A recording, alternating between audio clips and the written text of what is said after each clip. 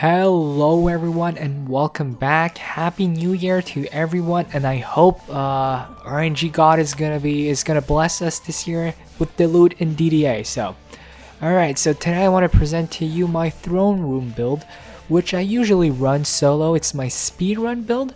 It works great. It makes the boss really easy solo. It also works in the group, but mind you, the build relies on hero DPS, so with the boss having more health in a group, you're gonna want everyone to participate and dish out that damage with their DPS and of course not die. So yeah, the build relies on hero DPS since the boss takes reduced damage from defenses in throne room, and he can take increased damage from hero if you hit him in the back. So the build is gonna be there to just kill everything in the map and give you an easy time against the boss. So the rule is you want to kill ogres before the boss, or else they're going to get to your DST and destroy the stack, which could potentially destroy your buff beam, and then everything goes to hell. Alright, so we're going to be bringing my fusion electric aura, my fusion ensnare aura, my fusion DSTs, and a fusion healing aura that I'm going to build with my hybrid monk for healing aura and DPS. The fusion healing aura is not required, but it helps a lot. So there we go. I'm going to show you my fusion electric aura monk. So there he is. And I'm also going to bring a fusion ensnare aura. Those are my stats. This is my stats for my DSTs. And this is going to be my buff beam, which is not fusion, but if you have a friend or a group and someone can bring the fusion buff beam, then go for it. I'm also going to build Inferno Traps with my Huntress. These are not fusion, but again, if you have someone in your group that can build it, then it's better to have them fusion than not fusion, of course. This is my monk, my hybrid monk for healing aura, and I'm going to be playing on my genie. So yeah, we're not going to be using a gemstone for this build. Everyone is going to be focusing entirely on DPS. So, without further ado, let's jump into Throne Room. So there we go, Wave 23 Massacre, Survival, Hardcore, Rift Mode, of course. So we are going to start off by removing our gear on both our monks, Builder, for Electric Aura and Ensnare Aura. This is so we can overlap some auras. You'll see very soon. So we're going to be building 3 aura stack. By aura stack I mean a fusion electric aura and a fusion ensnare aura. No strength drain aura. There is a variation of this build for a group where you could have a strength drain aura in the middle. So there we go. I'm going to be building the aura stack over there. If you have a different range than mine, you might want to move those auras a bit. You see a bit later when I place the buff beam, because we're only going to be placing one buff beam to get everything on the map. So there we go. Let me just put back my gear on, just like that. And for my electric aura monk, there we go. Alright, so for upgrades, we are going to go with 4 upgrades on the electric aura and 2 upgrades on the ensnare auras. For the ensnare, it's not very necessary to have the upgrades, but it helps having extra health. I like it so I don't have to pay as much attention for repairs. So yeah, as you can see, the auras get to the edge of this little thing. So this is where you want them to get, so you can get them with a buff beam, a 60 buff beam just like this. And then you are going to max upgrade the buff beam. Then we're going to be building 7 DST, so it's going to be 3 pointing on this side, 3 pointing this side, and 1 DST pointing north, which is not going to get distracted by the boss, because as you know, DST will give priority to the boss over anything else. So often in other builds we had issues with enemies north. The reason why I'm placing DST here is, of course, it's the perfect placement for a buff beam, but it's also because the DST pointing north is not going to get distracted by the boss, and it's going to focus entirely on that north lane, so it's not going to become an issue anymore. So there we go, 7 DST like this. Just make sure they all get the buff beam. So this one is not getting the buff. I'm going to rebuild this stack over there. So yeah, there is a variation. If you're playing in a group, the enemy health scaling might make it so one DST pointing north is not enough. If it's enough, then by all means leave it like this, but if one DST pointing north is not enough, you could make it so you can remove one DST, so making only 2 DST pointing on each side and 2 DSTs pointing north. This will give you an additional 8 defense unit, and you could go with the Strength Drain Aura and a Gas Trap if you want. So yeah, once you have that, we're going to be placing Reflect Beams. So we're going to be using 4 defense unit for Reflect Beams. So 2 1DU Reflect Beams and a 2DU Reflect Beam over here in the back, just like this. Alright, and then we're going to be building Inferno Traps. They are not really required solo, especially if you have really high stats, but in a group they help a lot for all those enemies that can't get near the core. So just make sure when building your Inferno Trap that you build it on this stair, not the one below, because like if you see I'm building one on this stair here, it's not going to get the buff, but if you build it just one stair up like this, it is going to get the buff beam. And you want to put 4 upgrades on those Inferno Traps. So that's pretty much the build. Oh yeah, there's also a Fusion Healing Aura. Like I said before, it is not mandatory, but it helps a lot. So as long as you stay inside that Healing Aura, you should be able to survive, especially if you have some Fusion DPS here, because you're going to have a very high Fusion damage resistance.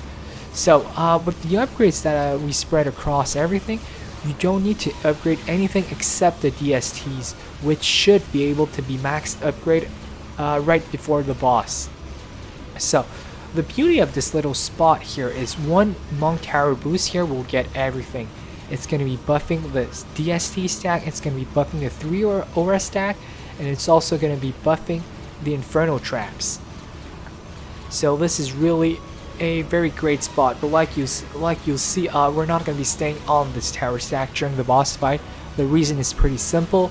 The boss only targets heroes, and he's going to be shooting his projectiles, and if you're standing on your tower stack, his projectiles are going to destroy your tower stack, and which can potentially destroy your buff beam, and if your buff beam goes down, then it's pretty much GG.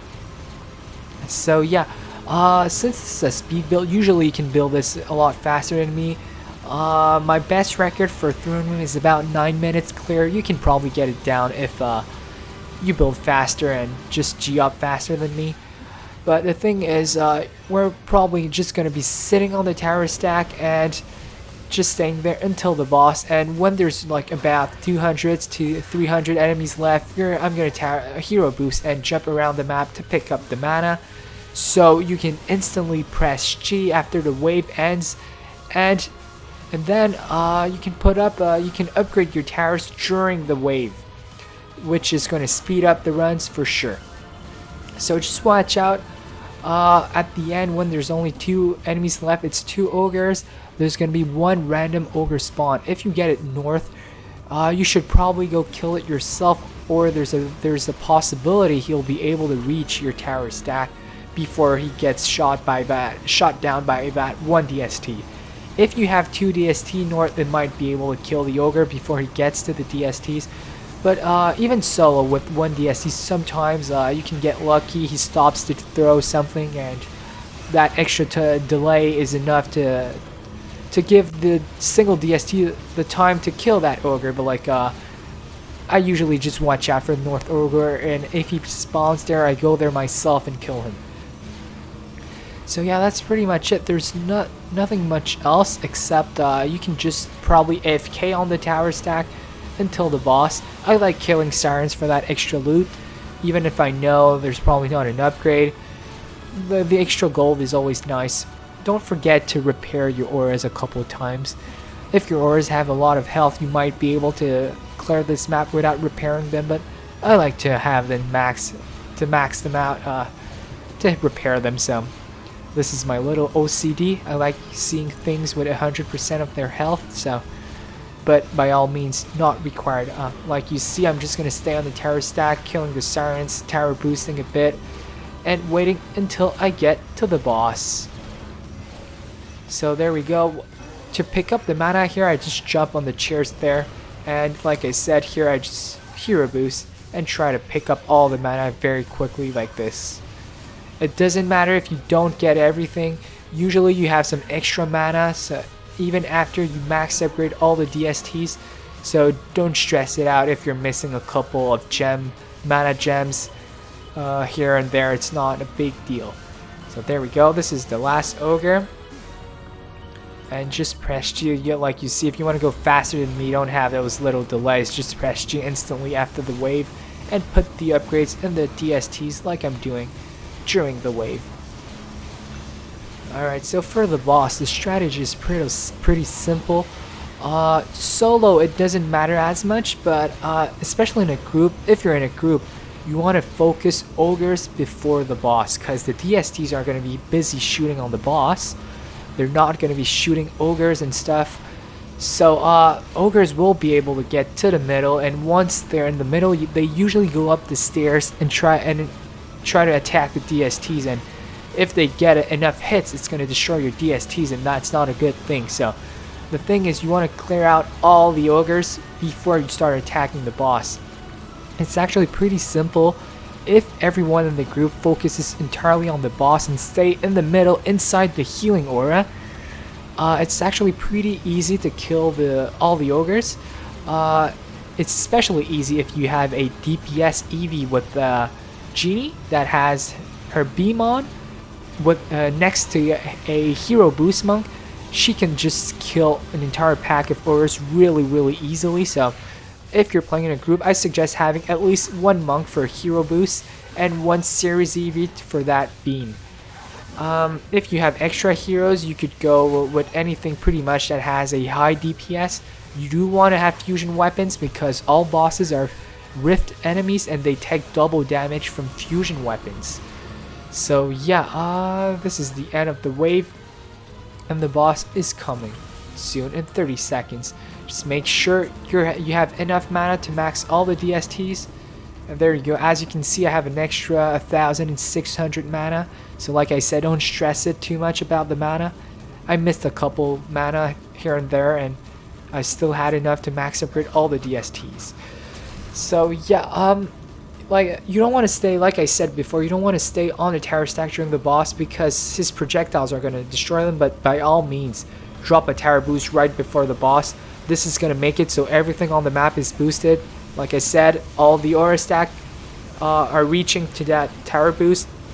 All the Infernos get it, and all the DSTs get it, of course. So for the ogre killing strategy, for solo, it's not that much of an issue because the boss doesn't have a lot of health.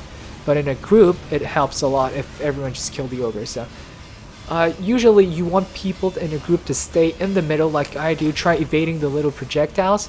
But you want everyone to stay in the middle because you want them to get, first of all, you want them to stay inside the healing aura, and you want them to get the hero boost. So, and it's also very dangerous to try to jump around in the lanes. You could get killed by a kobold or something, so it's a lot more secure to just stay in the middle. Although it could seem counterintuitive because all the ogres and the boss is in the middle, you have more chance of surviving if you're in the middle. Of course, just don't take everything face on and not evade anything. Try to evade stuff, but stay inside the healing aura. So there you go, that was pretty quick. Open the chest, and that should be it, guys. I've got 11 minutes here while explaining the build, but you could get it much faster. So that's my build, guys. I hope you like it. Tell me if it works for you, and I'll see you in the next video. Bye-bye.